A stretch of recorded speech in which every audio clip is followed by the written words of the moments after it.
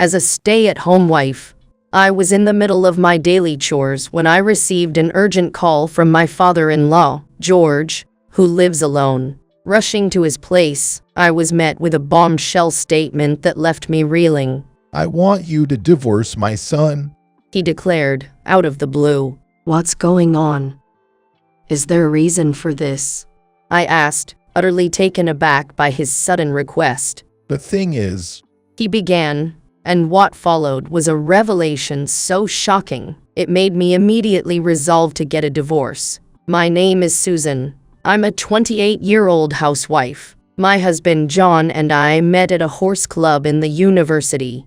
Although it was not a club affiliated with my university, I was invited by a friend of my girlfriend who attended that university, so I joined mainly to spend time with her. At first, I was just a casual participant, but John, on the other hand, had a deep passion for horse racing. He's not only enjoyed racing, he made the atmosphere of the club vibrant and inclusive, and was eager to share his knowledge with beginners like me. I was drawn to his enthusiasm and kindness, and our friendship gradually deepened.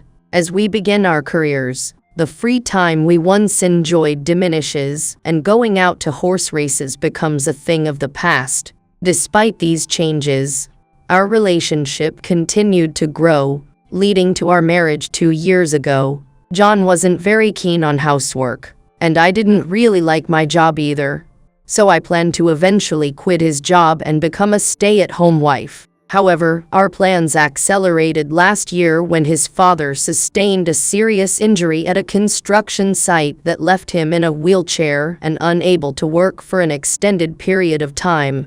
His stepmother passed away when John was in college, so I was responsible for taking care of his stepfather. Having embraced the role of housewife early on, I now finish my housework in the morning, attend my father-in-law's doctor's appointments during the day, and then return to my father-in-law's house to help him with his errands before preparing dinner. This routine may seem daunting, but accompanying him to the hospital has become the highlight of my day. This was because his hospital was near the racetrack we used to go to, and I was able to reminisce about his school days during his rehabilitation.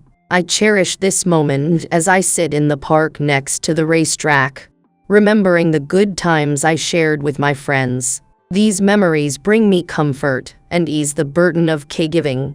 Nevertheless, dissatisfaction is growing within me due to John's lack of participation in both our household and his father's care. His indifference is infuriating, and I end up managing everything alone, especially if he chooses to spend time with his college friends. "I'm going out for drinks tomorrow night." "Again? With whom?" "There are some people from the university." "A club? I want to join," I cried out, hoping to reconnect with that part of our past. "No, it's just friends from my college. You don't know them." He dismissed and excluded me again. He always ended up going out by herself, for some reason or another. As the days went by, my husband John's nights out with his friends became increasingly frequent, significantly reducing the precious moments we used to cherish together. Upon returning home one evening, he casually mentioned, as if it was the most natural thing in the world, "I'll be going out with the guys again tomorrow night." My heart sank a little deeper each time. "Again?" I couldn't help but express my growing frustration. My patience finally gave way to a torrent of pent-up grievances. "If you've got enough time to unwind at bars, maybe you could spare a moment to help around here. I'm drowning in household duties and looking after your dad all by myself," I vented, my voice a mix of despair and indignation. John's reply was swift and tinged with annoyance. "Considering you're home all day, I'd have thought these tasks were well within your grasp." Without another word, he retreated to the sanctuary of our bedroom, leaving me alone with my thoughts and a heart heavy with disappointment. Why couldn't he see the need to share the burden? Did other husbands also place their social lives above the well-being of their homes? Despite my frustrations, I recognized that John worked hard at his job, bearing his own set of pressures. Just as my solitary retreats to the park served as my escape, Perhaps these social gatherings were his way to decompress, acknowledging that we all deserve our moments of respite. I chose to bite my tongue and cease my complaints about his nights out. In the weeks that followed this decision, I noticed a gradual uplift in John's demeanor. One day, he surprised me by bringing home designer clothing, a departure from his usual indifference to fashion. This is quite the surprise. Since when did you take an interest in designer labels? I remarked, half teasing, half curious. With a chuckle that revealed a hint of newfound pride, he responded, I've recently started to appreciate a bit of style. Oh, and I got something for you too. He presented me with a gift that sent a wave of excitement through me. It was a designer bag, the kind that was all the rage, with a design that could make any woman's heart skip a beat. Had John always had such exquisite taste? I pondered silently, treasuring the bag in my hands. But are we sure we can afford this splurge? I asked, a note of concern lacing my question. Oh, about that? He remembered. I actually got a raise at work recently. Really? That's wonderful news. Congratulations, I exclaimed, my heart swelling with genuine joy for his well-deserved success. In our household, my husband and I manage our finances separately, meaning he is responsible for withdrawing our monthly living expenses from his own account. This arrangement leaves me in the dark about the specifics of his income. However, a recent noticeable uptick in our standard of living led me to believe that he must have landed a significant raise at work. Coincidentally, this financial boon came at a time when George was making a steady recovery from an injury, reducing our frequent hospital visits. He had progressed from relying on a wheelchair to using a cane, enabling him to handle most outings on his own. Unbeknownst to me, amidst these seemingly fortuitous events, I would soon encounter the luxury handbag my husband had purchased, sparking an unexpected chain of revelations. The day after George no longer required my assistance for his doctor's appointments, I found myself with some spare time on my hands. Inspired by the inviting warmth of the spring sun, I decided it was the perfect opportunity to start the seasonal wardrobe changeover. While sorting through my husband's attire, my hands stumbled upon something concealed at the back of his drawer. Groping around, I extracted it, revealing it to be his bank book, curiously hidden away. Why would he hide this here? I pondered. Yet my curiosity swiftly overtook my hesitation, compelling me to peek inside.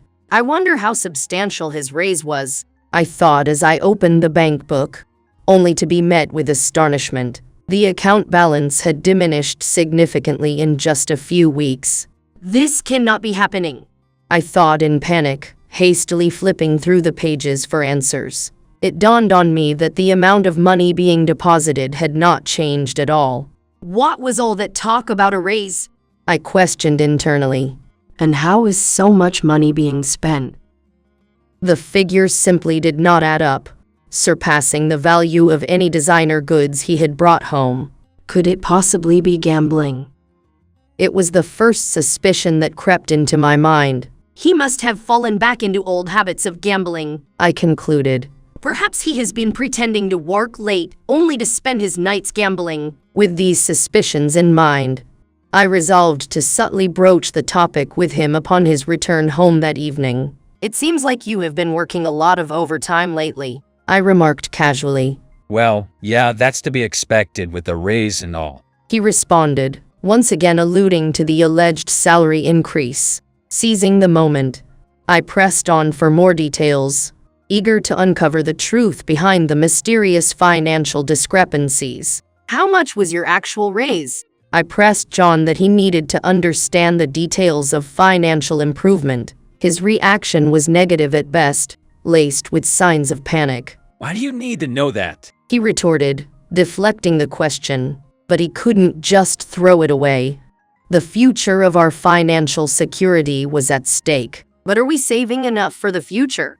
I persisted, my concern growing. His response was sharp and defensive. Of course, it's my money, so don't worry. With that, he suddenly made his way to the bathroom, making an irritated noise. My probing seemed to get on his nerves, and he backed away. Looking back, I realized that John was not a frivolous spendthrift when we were in college. Does he have a spending habit that I'm not aware of? The idea crossed my mind that the next time I saw George, I would secretly ask him about this custom. Shortly after this contemplation, I received an unexpected phone call from George. He wanted to talk, so he asked me to visit at a time that was convenient for him. The rarity of the request piqued my curiosity. I would like to talk to you about something, but I would like you to come as soon as you are free. Something happened to him. This message did not convey any sense of urgency, but suggested that an important conversation awaited us. Perhaps now is a good time to bring up the topic of John's spending habits. With these thoughts in mind, I headed to George's house with a mixture of determination and anxiety.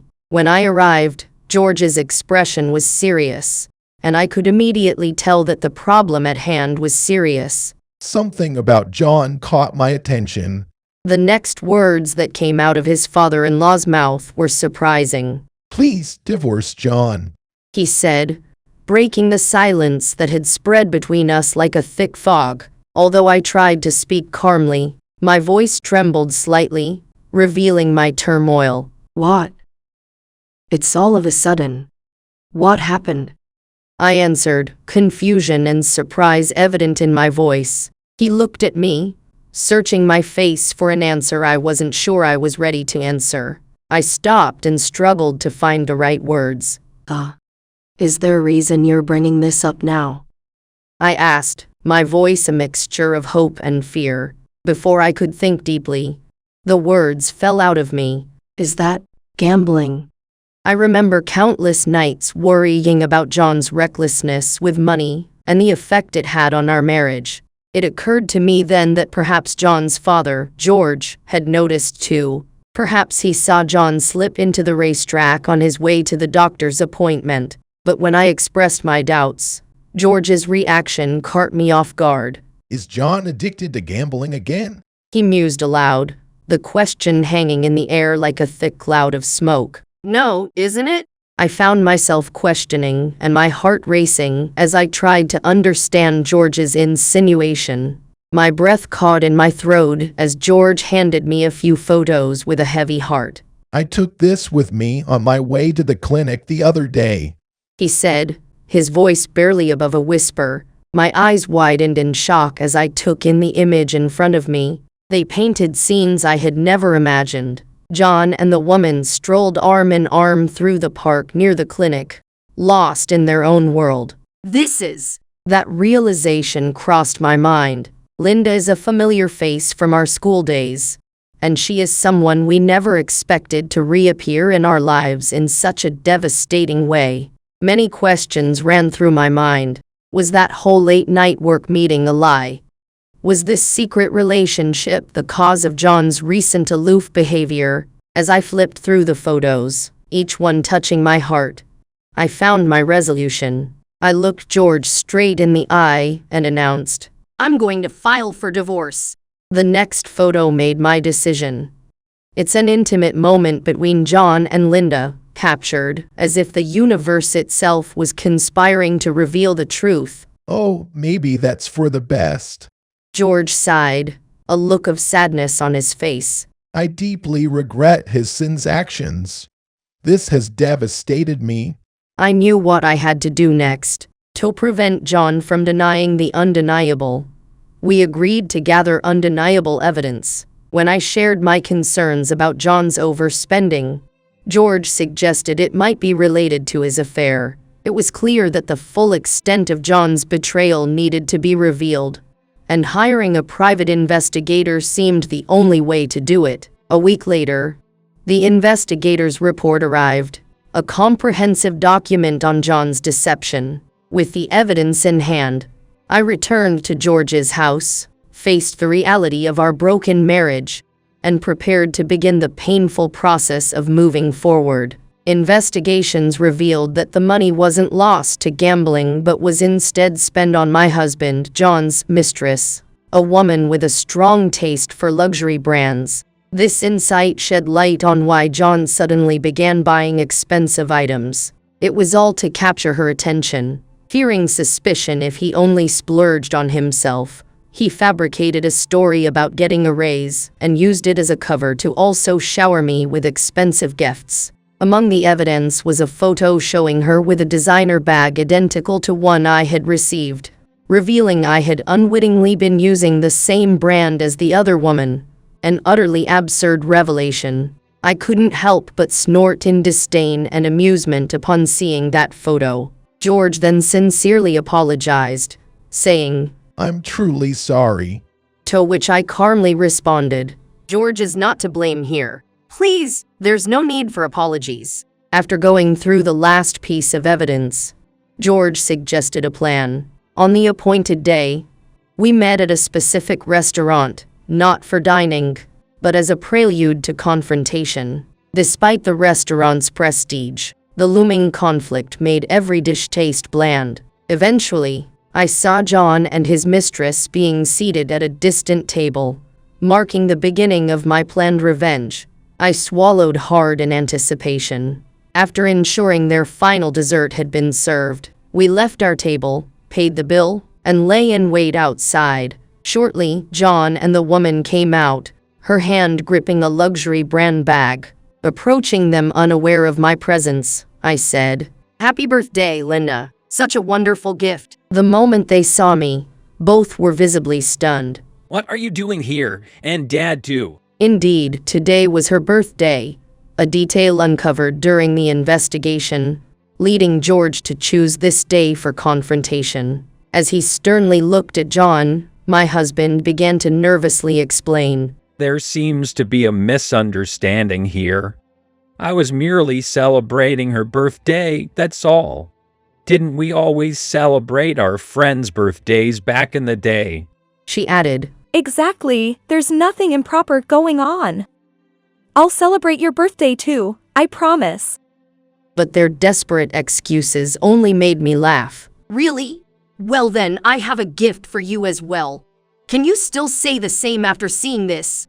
I said, thrusting an envelope filled with the investigation results and divorce papers at her. They stiffened upon reviewing the contents, and the next moment they were hastily offering apologies. I'm genuinely sorry. John's voice echoed with a heartfelt blend of regret and a desperate plea for understanding. I'm at your mercy. Please forgive me. She implored, her words heavy with the hope for a sliver of compassion. Yet, the weight of the night was pierced by George's resounding anger. Saying sorry doesn't fix everything. Caught in a storm of emotions, but with a clear mind, Susan announced, We're heading for a divorce, that's final. John's reaction was one of pure disbelief, his eyes widening as if trying to grasp the reality of her words. Hold on. Just one mistake can't be the end of us, right? He argued, hoping to downplay his betrayal in a bid for leniency. However, George, leaning on his trusty cane for more than just support, demonstrated his disapproval physically, striking John on the back with a swift, decisive motion. Ouch. John cried out, the pain a sharp reminder of the consequences of his actions. Just once. I'm well aware of your repeated secret rendezvous, George declared, his words cutting through the night, revealing his deep knowledge of their betrayal.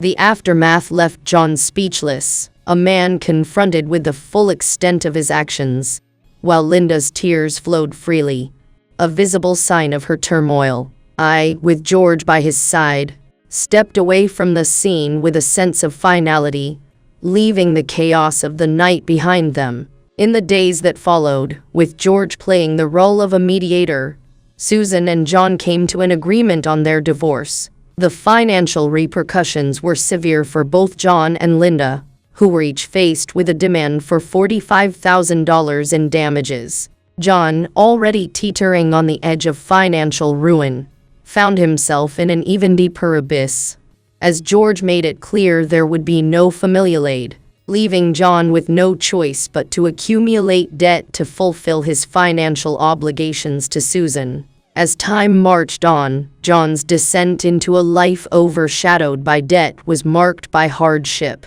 while Linda, burdened by the financial strain, directed her frustration and blame towards John for their predicament. Her interest in him quickly diminished as his financial stability evaporated, leading to her abrupt departure from his life. George, feeling a twinge of responsibility, extended his apologies to Susan and shared updates on John's dismal situation. My ongoing relationship with George was underscored by a shared professional journey, as I had joined the same company at his recommendation following his return to work post-recovery. The construction team under George's leadership offered a welcoming and cohesive atmosphere, allowing Susan to discover the joy of work for the first time in her life.